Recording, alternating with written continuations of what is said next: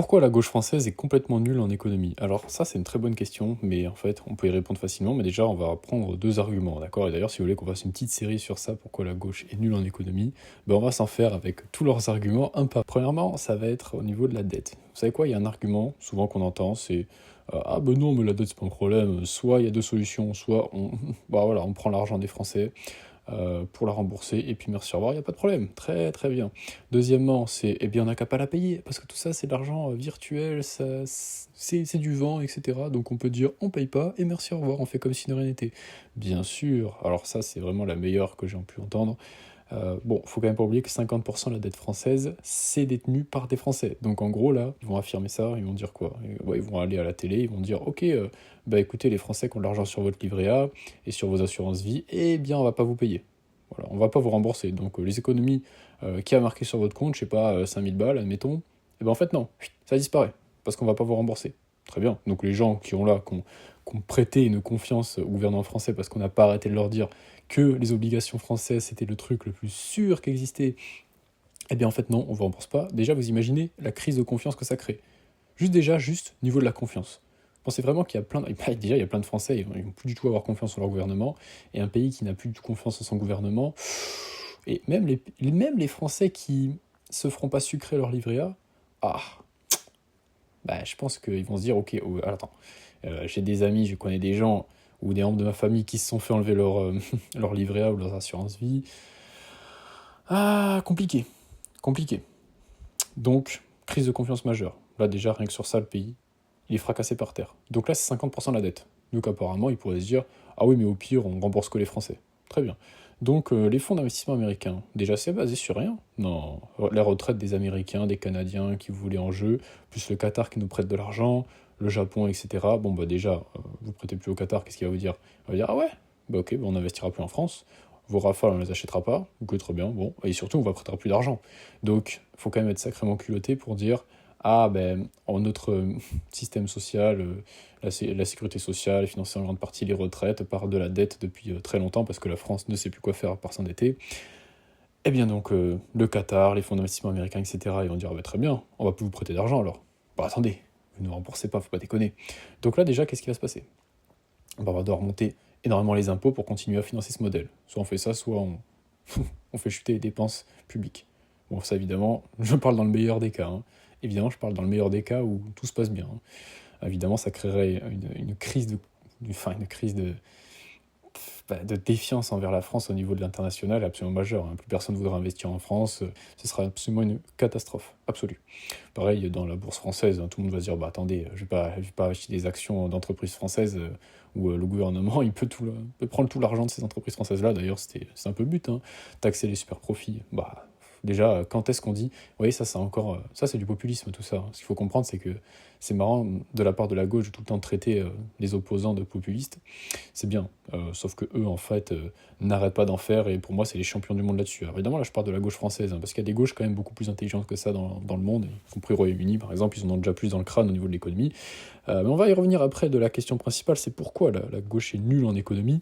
C'est ça la question qu'on va essayer de répondre. Hein. Mais elle est très simple, la réponse. Bref, pour continuer. Ah oui, donc j'en étais aux taxes des super profits. Bon, déjà, qui met le barème de quand est-ce qu'on atteint un super profit? C'est quand même incroyable, sachant que la plupart des super profits, justement, des grandes entreprises françaises, ça provient de l'extérieur, d'accord? C'est pas du profit qui est réalisé en France.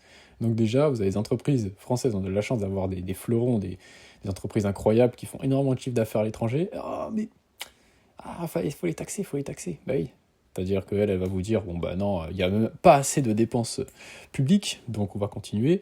Donc ça veut dire qu'en plus du fait que bah, on n'aura plus accès à la dette, eh bien évidemment, il faudra plus, évidemment, augmenter les impôts. Donc qu'est-ce qui va se passer? Bah ça va être simple. Il y en a, ils vont se dire, attendez, attends. On me dit qu'on va peut-être pas me rembourser l'argent que j'ai prêté à la France via mon livret A, etc. Parce que le problème, c'est ça, c'est que les gens, ils ne savent même pas que sur le livret A, l'écrasante majorité des gens ne savent pas que sur le livret A, finalement, ils prêtent de l'argent à la France. Donc c'est ça qui est absolument dingue. Enfin, ça, c'est révoltant. C'est révoltant. Et bon, ben, donc les impôts vont exploser, donc les gens qui auront un minimum d'argent en France, et là je parle même pas de riches, hein, finalement, juste de gens voilà, qui ont les moyens, qui vivent correctement, qui ont épargné, etc. Bon, bah, à un moment donné, on se part de ce pays, quoi. On va se faire exploser niveau taxes, on nous a pris notre épargne parce que... ah ben non, la dette c'est fictif, on rembourse à personne. Très bien, c'est génial. Ou alors ils vont faire la stratégie d'impression monétaire, hein, évidemment, qui va créer une inflation monstre, hein, comme on l'a vu dans absolument tous les pays où, où ils ont eu cette politique-là, l'Argentine, le Venezuela, qui vous voulez, les Zimbabwe. Bon, c'est bien, hein, c'est bien d'imprimer de l'argent, mais vous savez, créer de l'argent, s'il n'y a pas de création de richesse derrière, ça vous fait de l'inflation, hein. C'est juste un mécanisme simple à comprendre, hein. Je veux dire, je sais pas, est-ce que imprimer de l'argent, ça crée du pétrole? Est-ce qu'imprimer de l'argent, ça crée de la nourriture, comme ça, par magie? Bien sûr que non. En fait, c'est juste du bon sens. Enfin, je veux dire, on peut pas faire plus populiste que ça. C'est agaçant, mais c'est... Bref, donc les gens, il y en a plein, ils vont vouloir se barrer de la France parce que ça va devenir un enfer. Déjà que c'est déjà un enfer fiscal, ça va être encore plus un enfer fiscal parce qu'il va falloir financer le manque à gagner de la dette. Plus l'augmentation, évidemment, parce qu'ils veulent toujours plus d'État dans l'économie, c'est ça qui est incroyable. Donc ces gens-là vont vouloir se barrer. Qu'est-ce qu'ils vont faire? Ils vont faire un mur de Berlin. Voilà. C'est-à-dire qu'ils vont vous dire, ah ouais, vous voulez vous barrer, alors vous allez payer des taxes de dingue. Ah oui, et puis en plus, ils sont pour que les gens qui se barrent de France soient taxés peu importe où ils vont. Voilà. Peu importe, taxe sur la nationalité. Ça, c'est un truc de dingue. Bref, donc ils sont forcément obligés de vous taper dessus, en fait. C'est ça qui est incroyable. C'est que ce genre de politique-là, vous êtes obligés de faire de la répression absolument violente, évidemment, au niveau de l'argent. Alors, donc on vous prend tout ce que vous avez pour financer un modèle qui ne marche pas, évidemment. C'est ça le comble. C'est ça le comble, évidemment. Parce que bon, si ça marchait, ça se saurait. D'accord, forcément, quand vous enlevez du secteur privé, je veux dire, il n'y a pas de secret, hein. L'État ne crée pas de richesse, il ne faut pas l'oublier. L'État ne crée aucune richesse, c'est le secteur privé qui en crée. Donc forcément, si vous le rétrécissez au maximum, parce qu'il y a plus d'État, voilà, il y aura moins de richesse de créer, hein. De toute façon, ça se saurait si le communisme marchait. D'ailleurs, j'ai fait une vidéo dessus, n'hésitez pas à aller la voir, par un exemple de tout simplement les accords secrets de Xiaogang, hein. C'est absolument drôle. Ça prouve vraiment que le communisme ne fonctionne pas.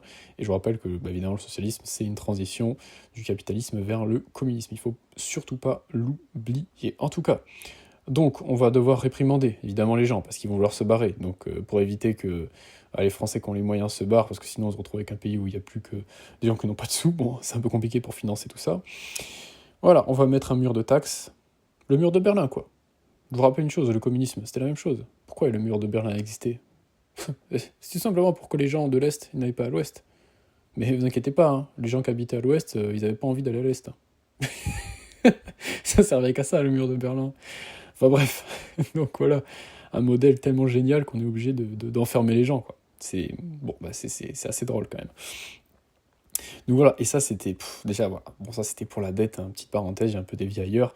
Il y avait une autre chose, une incohérence totale, et après on va dire, mais pourquoi finalement la gauche est nulle comme ça en économie?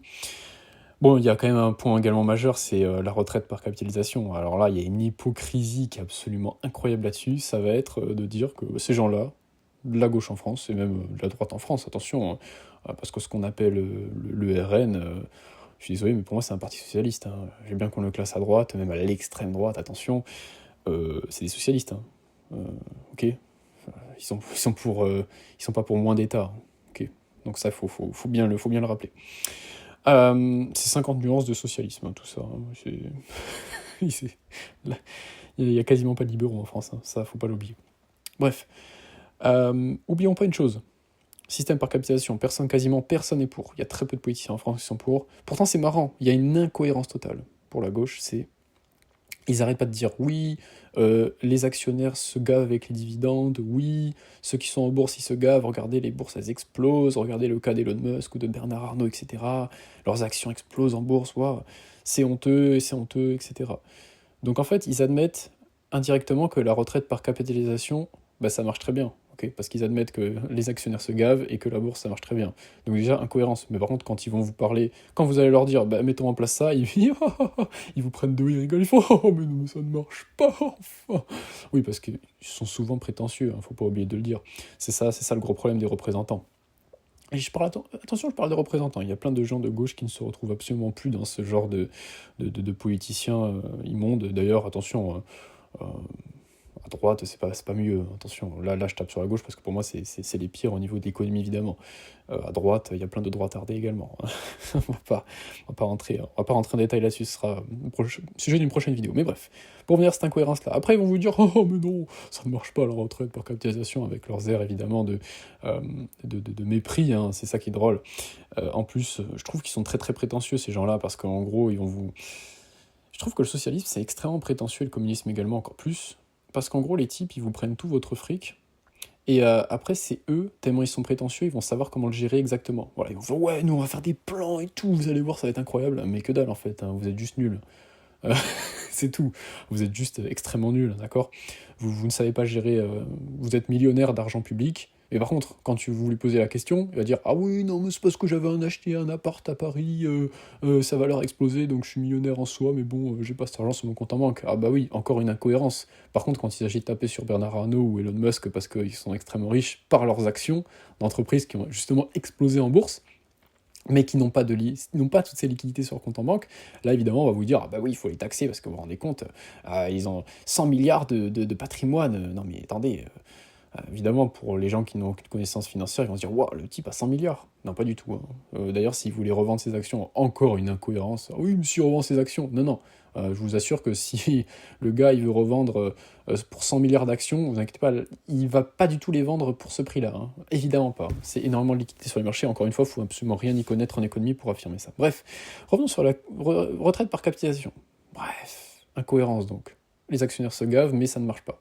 D'accord ? En plus, quand vous leur demandez des arguments, une fois j'avais vu une vidéo à l'Assemblée nationale, l'argument, je l'ai même pas compris tellement, en fait, ça voulait rien dire, c'était du pipeau, de l'enfumage. Oui, plus il y a de gens dans la capitalisation, plus les taux sont faibles. Je sais pas. En fait, j'ai même pas compris l'argument, tellement il n'avait aucun sens. En plus, il parlait de taux alors qu'on parlait de dividendes et d'accroissement du capital, ça voulait rien dire.